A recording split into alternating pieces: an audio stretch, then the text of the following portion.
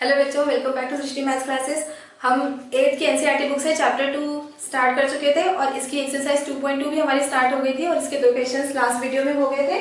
तो आज हम बेटा क्वेश्चन 3 से स्टार्ट करने वाले हैं और ये पूरी तरह से वर्ड प्रॉब्लम है। तो मैंने लास्ट वीडियो में भी आपसे कहा था कि सामने बुक ओपन करके बैठिए, अदरवाइज सोल्यूशन समझ में नहीं आएंगे।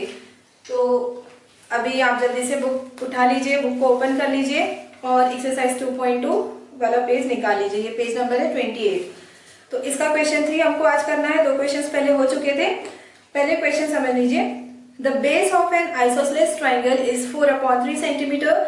The perimeter of the triangle is 4 and 2/15 centimetre. What is the length of either of the remaining equal sides. एक आइसोसेलेस ट्राइंगल के बारे में बात हो रही है और उसका बेस आपको गिवन है 4/3 सेंटीमीटर और उस ट्राइंगल का पेरीमीटर भी दिया हुआ है 4 and 2/15 सेंटीमीटर और जो टू इक्वल साइड्स है उनकी लेंथ हमको फाइंड करनी है, मतलब length of each of the two equal sides हमको फाइंड आउट करना है।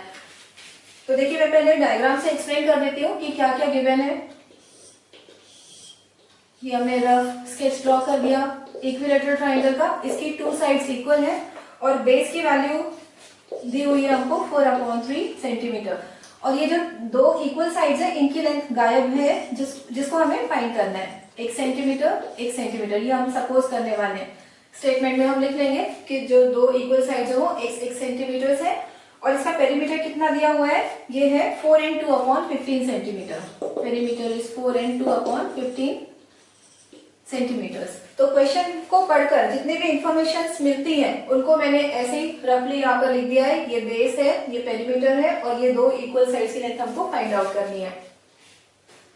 तो सबसे पहले तो बेटा हम स्टेटमेंट में एज्यूम करते हैं, है ना। इक्वेशन वाले क्वेश्चंस में अगर इस तरह के कोई वर्ड प्रॉब्लम आते हैं जहां पे हमको कोई अननोन वैल्यू को फाइंड करना होता है तो सबसे पहले उसे एज्यूम किया जाता है। तो क्या एज्यूम कर लेंगे इस क्वेश्चन में। क्वेश्चन नंबर 3 है अपना। Let the length of each of the two equal sides B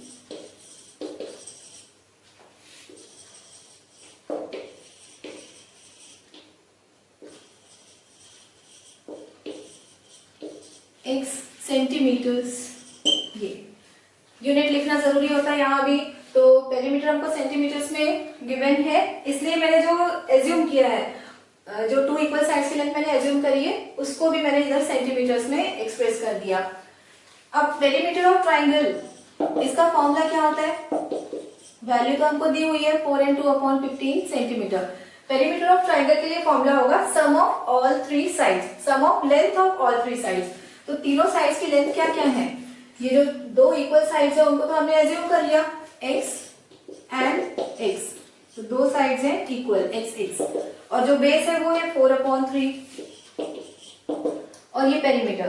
perimeter की वैल्यू मिक्स फ्रैक्शन में इसको हम कन्वर्ट कर लेते हैं इम्प्रॉपर फ्रैक्शन में। 15 4 60, 60 + 2 62/15। x + x 2x + 4/3 equals to 62/15।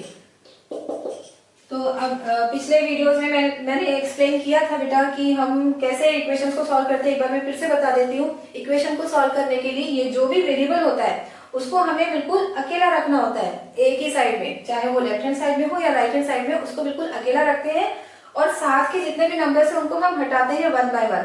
तो सबसे पहले यहाँ से कौन सा टर्म हटेगा, कौन सी वैल्यू हटेगी, वो है 4/3। सबसे पहले 4/3 को यहाँ से हटाएंगे और यहाँ से हटके ये राइट साइड में जाएगा और सब्ट्रैक्ट हो जाएगा। 2x = 62/15 - 4/3। 2x = अब यहाँ पर रेशनल नंबर्स का सब्ट्रैक्शन हो रहा है तो एडिशन या सब्ट्रैक्शन जब भी रेशनल नंबर्स का होगा तो हमको लेना होता है डिनोमिनेटर्स का एलसीएम। तो ये हमने ले लिया LCM of 3 and 15 which is 15। अब इस एलसीएम को एक एक टर्म के साथ रफ में हम मल्टीप्लाई करेंगे। तो जैसे ये 62/15 है फर्स्ट टर्म, यहाँ पे जब 15 मल्टीप्लाई होगा तो ये दोनों कैंसिल हो गए और फर्स्ट टर्म हमको 62 मिला है। सेकेंड टर्म है 4/3, यहाँ भी एलसीएम मल्टीप्लाई कर लेंगे। 3 1 3, 3 5 15 एंड 5 4 20। तो ये आ रहा है 2x = 62 - 20। सब्ट्रैक्शन के बाद आ जाएगा 42/15।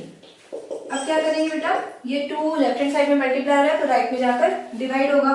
42/15 डिवाइडेड बाय 2, या फिर इस 2 को डिनोमिनेटर में भी लिखकर कैंसिल कर सकते थे। और आगे ये इस तरह से होगा 42/15 इंटू 1/2, ये कैंसिल कर लेंगे तो 21 आएगा। तो x की वैल्यू हमको मिल रही है 21/15, 3 से कैंसिल हो जाएंगी, 3 7 जाए, 3 5 7/5, और 7/5 को अगर इस फ्रैक्शन में रिप्रेजेंट करना हो तो 1 and 2/5 centimetre. This is the length of each of the 2 equal sides of the isosceles triangle. तो ये थर्ड क्वेश्चन का आंसर हो गया। अब देखेंगे हम question 4। Sum of 2 numbers is 95 if one exceeds the other by 15, find the numbers. 2 numbers है जिनका सम 95 है और एक नंबर जो है वो दूसरे नंबर से 15 एक्सीड कर रहा है। तो इस तरह के नंबर्स को हमको फाइंड करना है। तो इन्हें एज्यूम कैसे करेंगे? एज्यूम करने के लिए एक नंबर हम सपोज कर लेंगे x, और जो दूसरा नंबर है उसे हम सपोज कर लेंगे x + 15, क्योंकि क्वेश्चन में लिखा हुआ है the other number exceeds the first number by 15। तो नंबर्स कैसे सपोज करना है बच्चों? Let the numbers be x and x + 15, और इन नंबर्स का सम 95 है। First number plus second number, the some is 95। ये हमने कैसे लिखा है, मतलब क्यों लिख दिया है ये according to the question, as per question हमने ये लिखा हुआ है x + x 2x। ये जो मैंने सिंबॉलिकली लिखा हुआ है a/q, इसका मतलब है एज पर क्वेश्चन। तो अब ये इक्वेशन सॉल्व हो रही है, तो इक्वेशन को जब अपन सॉल्व करते हैं तो लाइक टर्म्स ऐड या सब्ट्रैक्ट हो सकते हैं। x + x 2x + 15 = 95। 15 right hand side में जाकर सब्ट्रैक्ट होगा, तो 15 सब्ट्रैक्ट होने के बाद आ जाएगा 80। तो x की क्या वैल्यू आ जाएगी 80। अब ये 2 कहाँ पर जाएगा? 2 लेफ्ट हैंड साइड में मल्टीप्लाई हो रहा है तो राइट में डिवाइड होगा, x आ गया 40। तो एक नंबर तो हमको मिल गया 40, one number is 40 and another number is 40 + 15 that is 55। तो आंसर हम क्या लिखेंगे? The numbers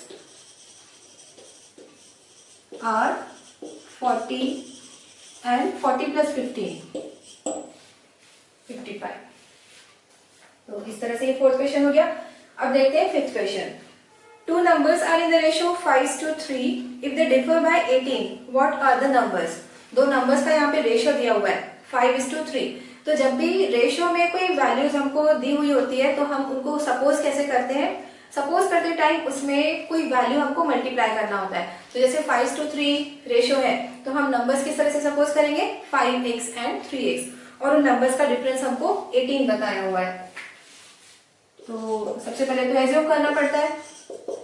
Let the numbers be 5x and 3x, क्योंकि बेटा यहाँ पे हमको 5:3 इस तरह से रेशियो दिया हुआ था, तो रेशियो में हमको कोई ना कोई वेरिएबल मल्टीप्लाई करके ही सपोज करना होता है। तो 5x and 3x number suppose कर लिए, और फिर इन नंबर्स का डिफरेंस है 18। तो 5x में से 3x सब्ट्रैक्ट होगा, मिल जाएगा 2x, 2x = 18, और 2 राइट हैंड साइड में जाकर डिवाइड होगा, 18 डिवाइडेड बाय 2 विल बी 9। तो x की वैल्यू 9 आ गई है। तो अब वो नंबर्स क्या क्या मिलेंगे?